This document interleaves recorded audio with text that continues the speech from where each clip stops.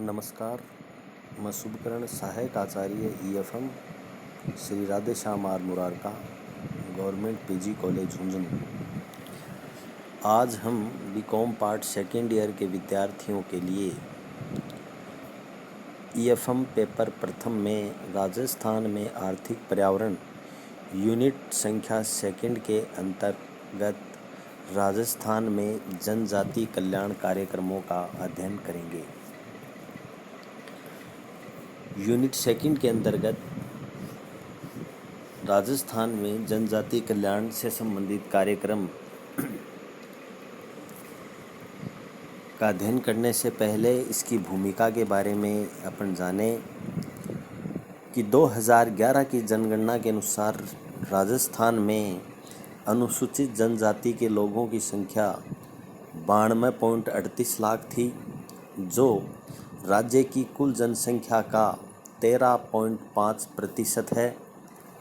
1991 की जनगणना के अनुसार राज्य में 54.75 लाख जनजाति के लोग थे, जो राजस्थान की कुल जनसंख्या का 12.44% भाग था। राज्य के बांसवाड़ा, डूंगरपुर, उदयपुर, दौसा, सवाईमाधोपुर, बारां, बूंदी, राजसमंद, झालावाड़, टोंक, करौली, प्रतापगढ़, चित्तौड़गढ़ व सिरोही जिलों में जनजातियों का केंद्र है। ये क्षेत्र जनजाति उपयोजना कहलाता है। राज्य में 92.4 लाख जनजातियों के लोग बसते हैं। यह राज्य की जनसंख्या का 13.5% है। आदिवासी उपयोजना में 4,409 गांव शामिल हैं, जिनका क्षेत्रफल 19,571 वर्ग किलोमीटर है। इसके अलावा राज्य में जनजाति संकेंद्रीकरण वाले खंड 44 हैं, जिसे माडा क्षेत्र मॉडिफाई एरिया डेवलपमेंट अप्रोच भी कहते हैं।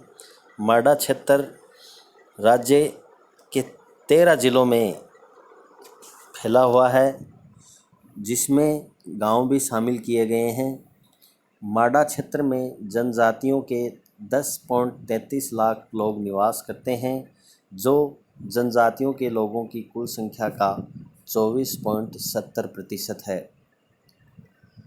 इस प्रकार स्वतंत्रता प्राप्ति के बाद भी राजस्थान में जनजाति कल्याण ट्राइबल वेलफेयर पर विशेष ध्यान दिया गया है।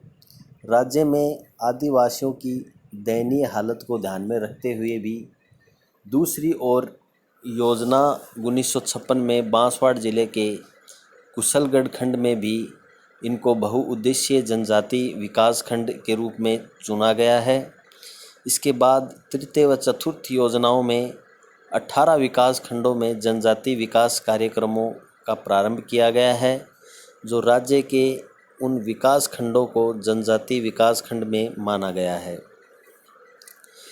इसकी कुल जनसंख्या में 2/3 जनसंख्या आदिवासियों की थी। इन विकास खंडों के जनजाति विकास केंद्र हेतु केंद्र सरकार के अतिरिक्त सहायता प्राप्त की गई, जिसमें जनजाति विकास खंडों में शिक्षा के प्रसार को सर्वोच्च प्राथमिकता दी गई। इस प्रकार 5वीं पंचवर्षीय योजना में आदिवासी कल्याण हेतु एक महत्वपूर्ण कार्यक्रम शुरू किया गया, जिसे जनजाति उपयोजना की संज्ञा दी गई।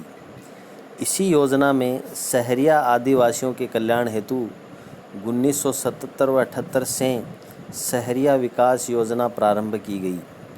वर्ष 1978 से 79 में परिवर्तित क्षेत्र विकास दृष्टिकोण माडा मॉडिफाई एरिया डेवलपमेंट अप्रोच का नामक कार्यक्रम प्रारंभ किया गया। राज्य के विभिन्न जिलों में बिखरी हुई जनजाति के विकास हेतु बिखरी जनजाति कार्यक्रम शुरू किया गया।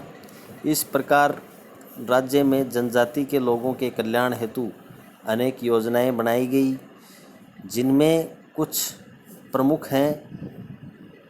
जनजाति उपयोजना, माडा शहरिया विकास योजना, बिखरी जनजाति कार्यक्रम। राजस्थान में जनजाति के लोगों के कल्याण हेतु विभिन्न कार्यक्रमों व योजना के अंतर्गत राज्य की 100% जनजातियों को शामिल किया गया है, जो राज्य में भील, मीणा, गरासिया, सहरिया व दामोर प्रमुख जनजातियां हैं। जनजाति के क्षेत्र में उसके विकास हेतु राजस्थान सरकार द्वारा 2015-16 में 555.54 करोड़ रुपए का आवंटन किया गया, जिसमें राज्य योजना, विशेष आर्थिक सहायता, भारतीय संविधान के अनुच्छेद 275 सबसेक्शन 1 के अंतर्गत योजना एवं केंद्रीय प्रवर्तित योजना के अंतर्गत क्रमशः 290.92 करोड़ रुपए, 108.35 करोड़ रुपए, 122.23 करोड़ रुपए व 35.4 करोड़ रुपए रखा गया है। दिसंबर 2015 तक 279.78 करोड़ रुपए का भी उपयोग किया गया है। इस प्रकार जनजाति कल्याण हेतु सरकार ने विभिन्न तरह से बजट आवंटन करके कार्य संपादित किया गया है, जिससे जनजाति कल्याण के लोगों को सहायता एवं उनके विकास में महत्वपूर्ण भूमिका का निर्वहन हो सके। इस प्रकार जनजाति कल्याण में लोगों को मूलभूत आवश्यकता मिल सके, जिससे उनका जीवन स्तर बढ़े और उनका सर्वांगीण विकास हो सके। इसी क्रम में हम आगे पढ़ेंगे जनजातीय क्षेत्रों की सामाजिक आर्थिक विशेषताएं। Socio economic characteristics of tribal areas. राज्य के जनजातीय क्षेत्रों की सामाजिक आर्थिक विशेषताएं निम्नलिखित हैं। प्रथम है जनसंख्या वृद्धि की ऊंची दर। सेकंड है भू जोतों का छोटा आकार। थर्ड है नीची साक्षरता। फोर्थ अपर्याप्त सिंचाई सुविधाएं। फिफ्थ परंपरागत कृषि विधियां। सिक्स अत्यधिक ऋणग्रस्तता। 7 जानवरों की खराब नस्लें। 8 कृषि द्वारा जीवन निर्वाह। 9 बाजार सुविधाओं की अपर्याप्तता। 10 सूखा संभाव्यता। 11 अत्यधिक बेरोजगारी। अगला चातुर्य की कमी। नेक्स्ट परिवहन तथा संचार की साधनों की अपर्याप्तता भी सम्मिलित है, जो कि इनकी विशेषताओं में शामिल है। 7वीं योजना में जनजाति कल्याण के लिए राज्य में जनजाति के लोगों के कल्याण हेतु 7वीं योजना में निम्नलिखित उद्देश्य रखे गए हैं, जो कि इस प्रकार हैं। प्रथम है जनजाति के लोगों की निर्धनता एवं बेरोजगारी में कमी लाना। सेकंड, न्यूनतम आवश्यकता कार्यक्रम के द्वारा जनजाति के लोगों के जीवन स्तर में गुणात्मक सुधार करना। थर्ड है आय तथा संपत्तियों की विषमता में कमी लाना।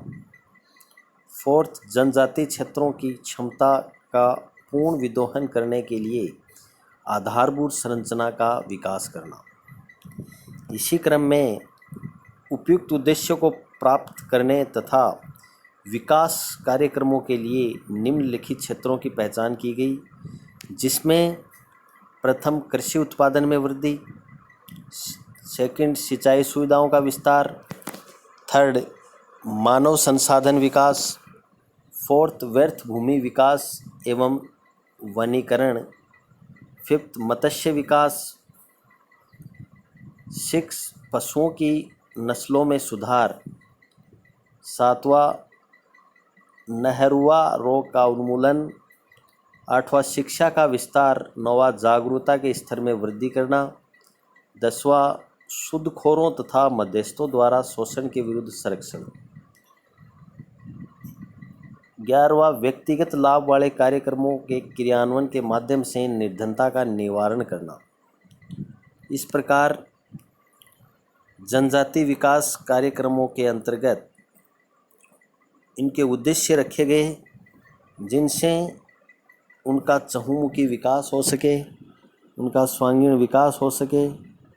इसी उद्देश्य से जनजाति विकास कार्यक्रमों का राजस्थान सरकार के द्वारा विभिन्न प्रयास किए गए, जिससे जनजाति क्षेत्र के लोगों को मूलभूत आवश्यकताएं उपलब्ध हो सकें।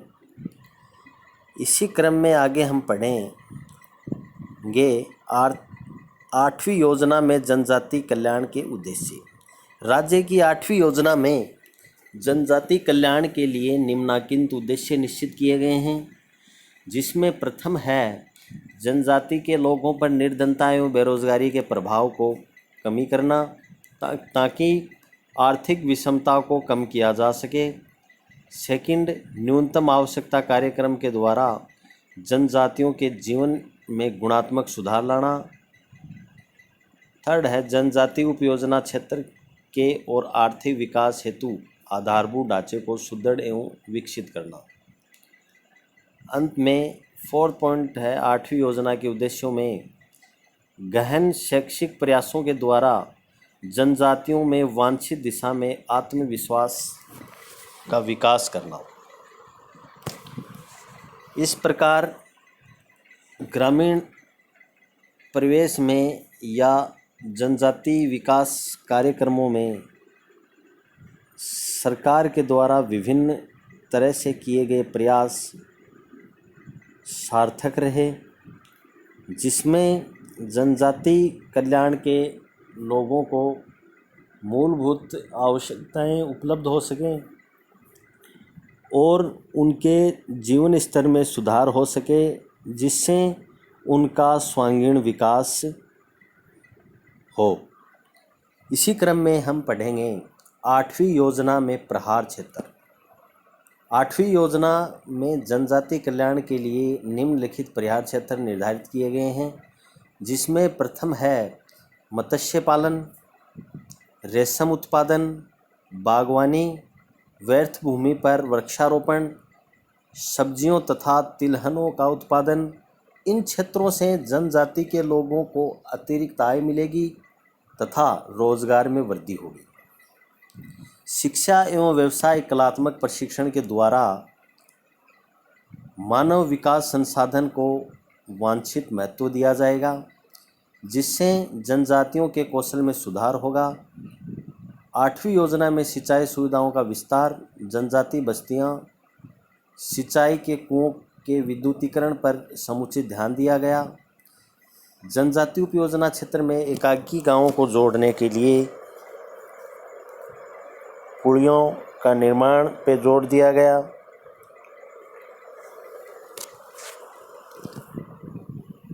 अर्थात जनजाति उपयोजना में एकाकी गांवों के जोड़ने के लिए पुलियाओं के निर्माण पर जोर दिया गया, जिसमें जनजाति उपयोजना के क्षेत्र में पशुओं के नस्ल सुधार और खनिज विदोहन का भी पर्याप्त ध्यान दिया गया। इस प्रकार उनको महत्वपूर्ण लाभ हुए और एक सार्थक तरीके से, एक सही तरीके से अपने क्रियान्वयन में इनकी महत्वपूर्ण भूमिका का निर्वहन रहा। इसी क्रम में जनजातियों का चहुमुखी विकास भी हुआ, जिससे राज्य सरकार के द्वारा अनेक योजनाएं चलाई जा रही हैं, जो जनजाति क्षेत्र के विकास हेतु वर्ष 2013 से 14 में 472.55 करोड़ रुपए का प्रावधान भी इस योजना के तहत किया गया, जिसमें राज्य योजना, विशेष केंद्रीय सहायता, केंद्रीय प्रवर्तित योजनाएं एवं भारतीय संविधान के 275 सब सेक्शन 1 के अंतर्गत रखे गए हैं। इसी प्रकार जनजाति विकास हेतु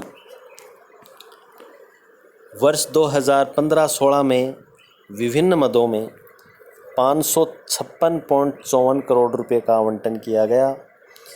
इसके विरुद्ध माह दिसंबर 2015 तक 279.78 करोड़ रुपए भी उपयोग में लिए गए।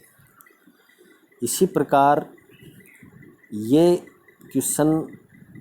ये टॉपिक आपके एग्ज़ाम की दृष्टि से बहुत ही महत्वपूर्ण है। इसमें यूनिट संख्या सेकंड में जनजाति विकास कार्यक्रमों का एक प्रश्न एग्ज़ाम में आता है 20 मार्क्स का, जो आपके लिए उपयोगी सिद्ध होगा। आगे हम इसी क्रम में YouTube चैनल के माध्यम से वीडियो में हम आदिवासी कल्याण कार्यक्रमों के बारे में पढ़ेंगे। बहुत बहुत धन्यवाद, आभार, थैंक यू।